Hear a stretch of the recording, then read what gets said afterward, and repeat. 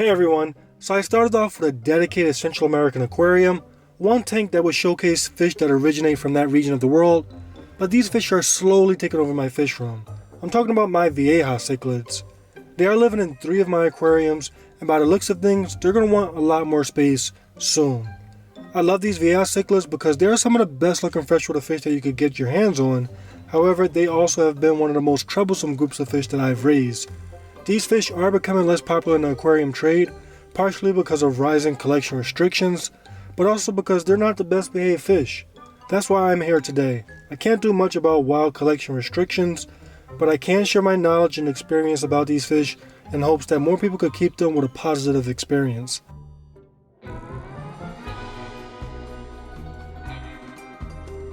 Okay, so starting off, I think the key to success with these fish, and really with all fish, is knowing where they come from in the wild and how they naturally live. So Vieja cichlids originate from Central America, ranging from Mexico to El Salvador, with some species stretching further south into Panama. This is a warm tropical climate with constant temperatures between 76 and 82 degrees Fahrenheit. There are several different species of Vieja cichlids, with the average size being between 8 to 12 inches, males normally being a little bit bigger. From my experience, I find males to be about 10 to 25% bigger than a full-size female.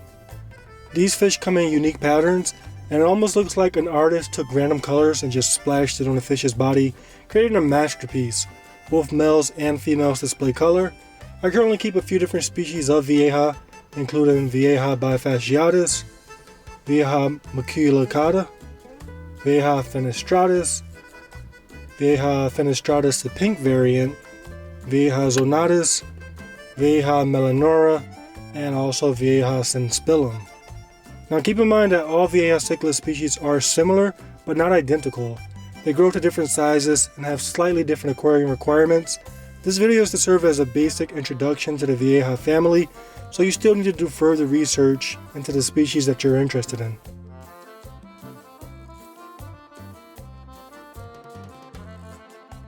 Vieja cichlids are herbivore fish. This makes it almost impossible to keep live plants in a tank with them. Mine have destroyed even the hardiest plants like Java fern and Anubias. My aquariums, however, they're not complete without plants. I feel as if every ecosystem needs plants, so I found a way to sneak pothos into the top of the aquariums, and I try my best to hide the roots, and so far they're doing pretty well.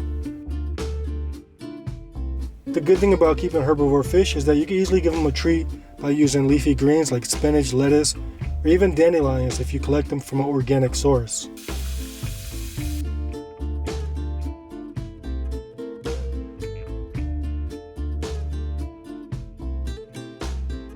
For the most part, Vieja cichlids are very slow-growing fish. My Vieja bifasciatus took about 5 years to grow from 1 to 10 inches, growing only about 2 inches per year. This slow growth makes it a little bit difficult pairing them with other Central American cichlids like Amphilophus or Parachroma species, because more than often they're outgrown by the other species and left at the bottom of the hierarchy, and I find that these fish don't like being at the bottom of the totem pole, often getting overly stressed, leading to disease or parasitic infections if they have too low of a rank in the aquarium. Along with being slow growers, Vieja cichlids are late bloomers in regards to their beauty. Most of them don't start developing color until they're around 6 inches, and this is subject to their rank in the aquarium. If they are not in a higher rank in the hierarchy, it could take much longer for them to produce color. These fish definitely require patience to experience their full potential. From my experience, Vieja cichlids are pretty fragile as juveniles. They're prone to bloat and get stressed fairly easily. One common issue is that new Vieja keepers forget that Vieja are herbivore fish, so when someone buys a tiny Vieja cichlid, they try to boost their growth like they would do with any other cichlid by feeding extra protein. But Vieja cichlids, especially juveniles, can't really digest this protein as well, so it leads to bloat. It's important that when raising young Vieja cichlids, you stick to a heavy vegetable-based diet. This will not only keep their digestion on track, but it will also help develop some of their future colors. I've noticed that young Vieja cichlids are negatively affected by lower positions in the hierarchy if you keep them in a community of cichlids. They seem to stress out a lot more than other Central American cichlids if they're lower ranking. To solve this issue, I find that the best option is to either keep the fish solo as the only fish in the tank, or while they're young, overstock the tank. I hate the idea of cramming fish into an aquarium. but these fish are so aggressive, yet so sensitive to aggression. By overstocking a tank, you make it so that each rank in an aquarium is less consequential. So even if they are lower ranking, they won't be the only fish at the bottom, and they'll have other fish to share the burden. This overstocking method is commonly used with African cichlids, who are also known for being super aggressive. Of course, any overstocking of your aquarium must be met with an overkill of filtration and frequent maintenance. I will overstock the tank while they are young, but as they mature I will remove some fish until I have a balanced community that fits the tank size. While observing these fish, I noticed that these are open water swimmers. So when you're setting up a tank for Vieja cichlids, I find that you don't really need caves or hideouts because these fish really don't hide that often. You can add wood and rocks to divide territories, but these fish prefer open space. This behavior is interesting to me because it reveals the natural defensive reflex of the Vieja cichlid, which is jumping. Vieja cichlids don't hide when they're afraid like my Parachroma species. They don't rely on speed to swim away like my giant Daniel. Instead, they will jump when threatened. From day one, I noticed that my Vieja cichlids, whenever they're threatened, they will try to jump out of harm's way. So if you ever have to catch these fish, be prepared because these fish are flying fish. Also, it might be good to keep a lid on your aquariums. Now the most important thing to consider about Vieja cichlids is that these fish are super aggressive.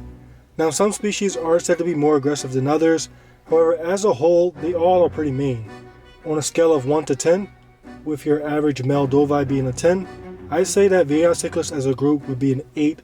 They're not just mean, they're spiteful, they're jealous, they're hateful, they're devious. Juveniles, they're not so bad.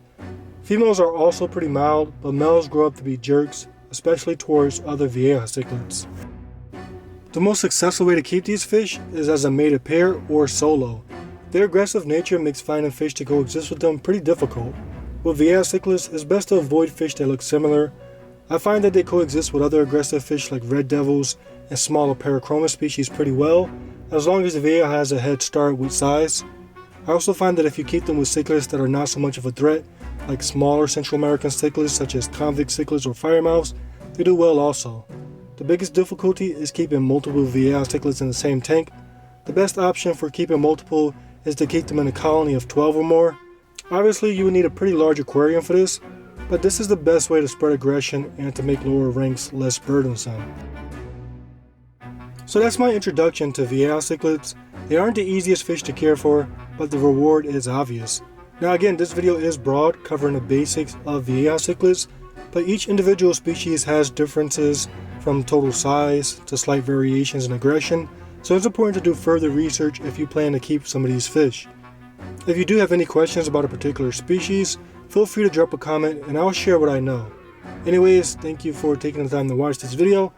I hope you enjoyed, and I'll catch you guys on the next one.